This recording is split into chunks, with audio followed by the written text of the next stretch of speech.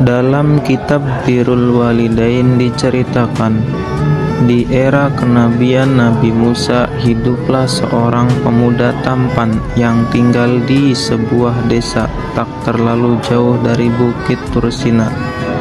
Ia merupakan pemuda solih yang mengikuti ajaran Nabi Musa. Pada suatu masa, Nabi Musa mendapatkan wahyu perihal kabar tentang surga. Beliau mendapatkan kalam bahwa ada seorang pemuda yang akan menjadi tetangganya di surga kelak. Allah pun kemudian menunjuk pada pemuda tersebut. Nabi Musa pun penasaran, seperti apa amalan pemuda itu hingga diberikan rahmat Allah berupa surga. Bahkan bukan hanya surga, si pemuda juga dijanjikan akan tinggal berdampingan dengan utusan Allah. Tentu hal tersebut sebuah keutamaan yang diberikan pada seseorang meski soleh sekalipun. Nabi Musa kemudian mulai berjalan demi menemukan pemuda tersebut. Ia mencari dari satu ke desa lainnya, bertanya kepada para penduduk mana tempat tinggalnya, hingga akhirnya takdir mempertemukan mereka. Kedatangan Nabi Musa membuat si pemuda kaget. Pemuda tersebut tak pernah menyangka seorang nabi mendatangi rumahnya seorang diri. Namun pemuda itu juga dilanda kegalauan karena Nabi Musa datang di saat ia harus melakukan suatu pekerjaan. Pemuda itu kemudian meminta maaf kepada Nabi Musa karena tidak dapat menjamunya. Ia pun meminta izin untuk keluar melakukan aktivitas rutinnya. Mengetahui hal itu, Nabi Musa memakluminya dan meminta agar diizinkan bertandang selama beberapa waktu. Nabi Musa pun terus mengamati aktivitas si pemuda untuk menjawab rasa penasaran dalam hatinya. Ia sangat penasaran dan mempertanyakan amalan apa yang dilakukan oleh pemuda itu sehingga menjadi seorang ahli surga yang mendapatkan kemuliaan. Nabi Musa dibuat terkaget ketika melihat pemuda tersebut menggendong seekor babi besar yang ia simpan di rumahnya. Pemuda tersebut bahkan memandikan babi itu dengan penuh kasih sayang. Dan setelah dimandikan, babi itu juga dikeringkan, kemudian dipeluk dan dicium. Perbuatan yang dilakukan itu hampir saja membuat Nabi Musa menegur apa yang ia lakukan. Ternyata bukan hanya satu babi tersebut. Setelah merawat babi pertama, pemuda tersebut kemudian kembali mengeluarkan babi lain dari rumahnya. Hal sama pun juga dilakukan seperti halnya babi yang pertama. Usai melakukan hal tersebut, pemuda itu kemudian kembali menemui Nabi Musa. Nabi Musa kemudian bertanya, "Wahai saudaraku, apakah agamamu?"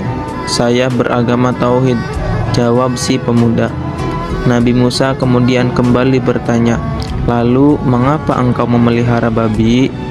Pemuda tersebut kemudian menjawab bahwa kedua babi tersebut adalah orang tuanya. Pemuda tersebut mengisahkan, di suatu masa ia melihat petir menyambar kedua orang tuanya.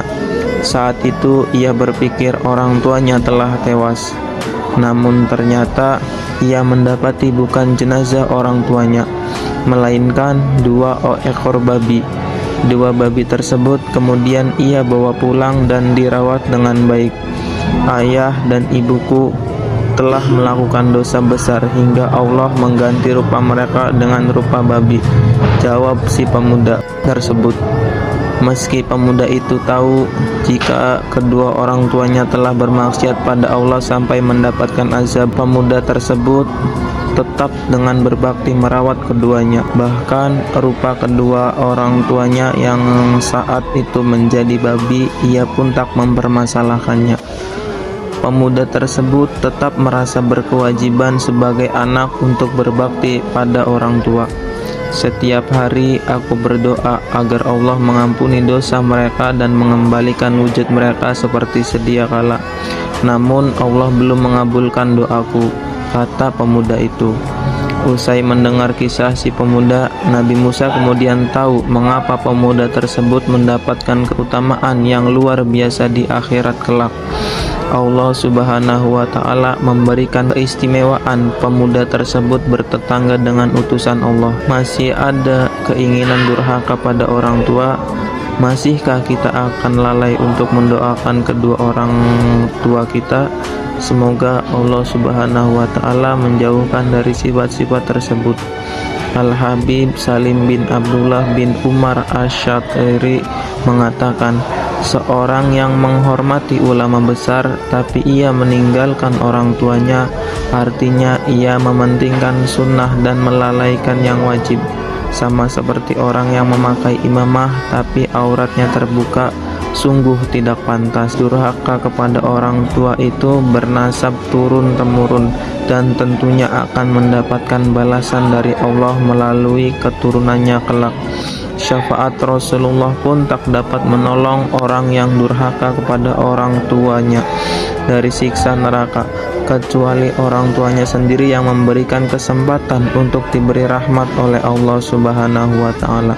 Semoga dengan kisah ini bisa menjadikan inspirasi, mengambil ibrah dan bermanfaat untuk kehidupan kita. Wallahu a'lam bishawab. Wassalamualaikum warahmatullahi wabarakatuh.